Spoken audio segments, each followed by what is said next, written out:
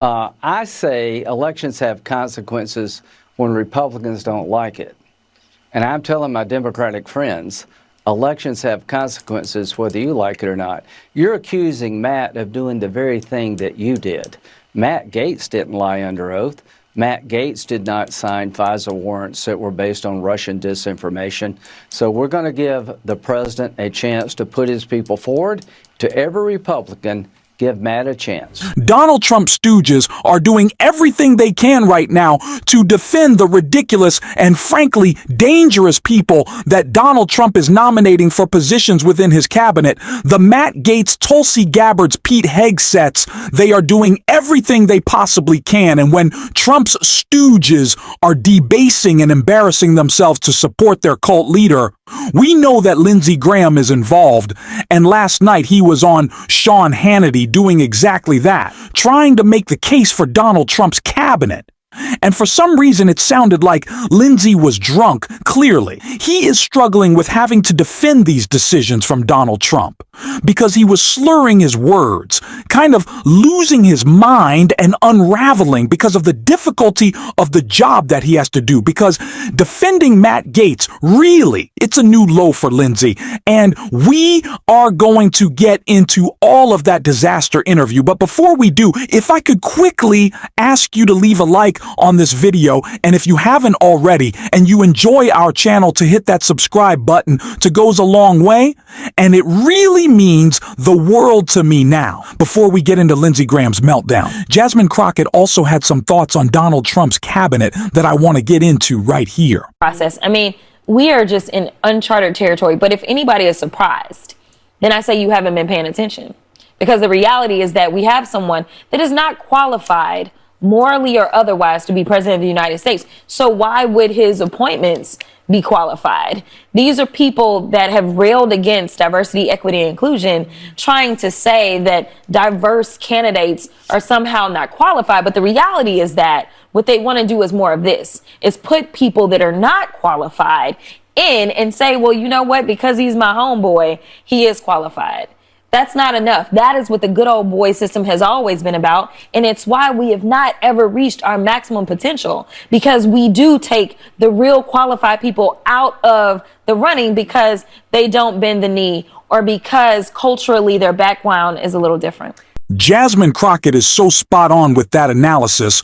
All Republicans wanted to do was talk about DEI and unfair hiring practices within the Biden administration of competent individuals who successfully did their jobs, as we can see with the success of the Biden-Harris administration. But now Donald Trump is getting MAGA whack jobs. His closest stooges, his closest cultists, Fox host, for God's sakes. And it's completely fine that these people have either no qualifications or are dangerous in the case of a Tulsi Gabbard or a Matt Gaetz. It's the reason why Lindsey Graham was struggling or slurring through the defense of Matt Gaetz. But it wasn't just that. It was also the support for someone else who we're going to get into in just a second. But first, let's check out what he had to say about Matt Gaetz. He won the election. He deserves a chance to pick his cabinet. I am predisposed to allow him to do that. I think Matt Gaetz is very bright. I think he's qualified. He'll have a hearing and he'll have some tough questions to answer. But to every Republican, please follow a process to give President Trump the ability to pick the people he thinks can do the job, and give Matt a chance to prove himself. And you have a history of that. I do it for everybody. I do it for everybody.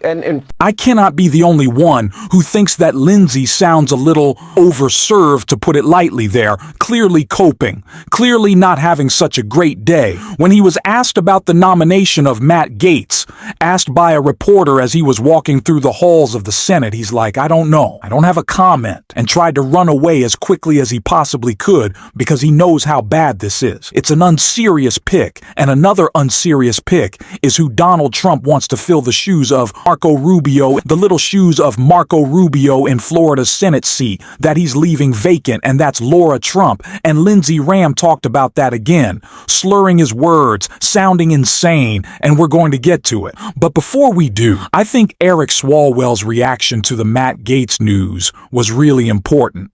Here we are. What do you think? Well, to the president, I say, no, seriously, who is your pick for Attorney General? Because this pick is a middle finger to Democrats and sane Republicans. And it's not being panned only by Democrats, Aaron. My Republican friends in the House are also clowning this pick. They're saying it publicly, as you just read off, but they're also saying it privately. And that was the mood earlier at the Capitol. And so, Donald Trump, not known for having a sense of humor, credit to you, you landed a good joke on the country. But this is a position, considering what it oversees: counterterrorism, money laundering, public corruption, child trafficking. It's worthy of being taken seriously. And also should tell you everything about Matt Gaetz, that he would allow himself to be used by the president to try and own the libs with something that we know is never going to pass in the Senate. Well, Once again, so spot on, this is an unserious selection from an unserious administration. But as VP Harris said and tried to warn us about, he is a deeply unserious man, but the consequences of his actions, those are deeply serious, and they should trouble us. And it's not, again, just Donald Trump's cabinet, but the people that he wants filling the seats of those who would be in his cabinet, like Laura Trump in Florida. And when Lindsey tried to defend that decision again, he just sounded weird. I'm getting that answer. I'm going to have her call in if I have to. Let me how give would you you my feel about answer. that, by the way? I would be like over the top excited. She busted her ass to help President Trump win. She helped the Senate. She helped the House. She was a co-chair of the RNC. There was no cheating. She raised a ton of money. Nobody understands the American First agenda better than Laura Trump. She's a great mother, a very sharp young lady. I would love to have her as a colleague. That'd be up to Governor DeSantis, but we could not do better on the Republican side than Laura Trump. Now, there is no Florida Republican in my home state that I would like to see elevated to the Senate, but you cannot tell me that Laura Trump is qualified to hold any public office. What has she done? I know that Donald Trump won this election, so we're supposed to say that the RNC was so spectacular, but she just was shifting funds around to pay his legal bills. I don't think she's some sort of political genius, and certainly has no ability to serve. And it contradicts her own feelings of the day practices that Republicans complain about in an unserious manner. Just take a look at what she had to say right here. Let's be honest, she has failed upward her entire career. Somehow we know why Joe Biden chose her to be vice president with him. He said, these aren't my words, these are his. We want to choose someone not based on merit, not based on their skill set, not based on the fact that they might be the best person for the job of vice president, based on how she looked, based on the fact that this is a woman, based on the fact that she was a minority woman. That's really gross as far as I'm concerned. I'm a woman. Do me a favor. Don't ever give me a position based on the fact that I'm a woman. Either I earned it or I didn't. And that's it. That's all I need. So Laura's already said it. She's ruled herself out. She doesn't want any position that she doesn't deserve. And the fact that she thought that Kamala Harris had everything handed to her in her life when she's only spent her life winning elections shows that Laura Trump is the one who is the DEE candidate, much like we've seen from all of Donald Trump's cabinet picks. It's this rewriting of history that's so incredibly ridiculous that we're seeing from the media. And like I said, these people aren't just unserious, but dangerous. And that's why this question yesterday at a White House press briefing was so stupid. But a lot was said on the campaign trail, like Trump is a dangerous threat to our country and our democracy. Was there an apology today?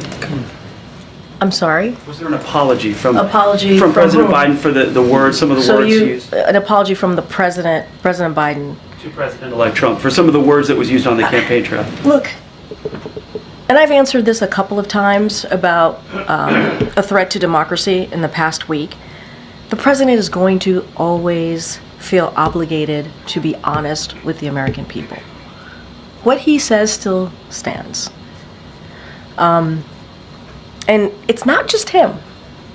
You heard this from former staffers. You've heard it from the former Chief of Staff, John Kelly, and others. You've heard it directly from the president, president-elect, the former president, about enemy of the people.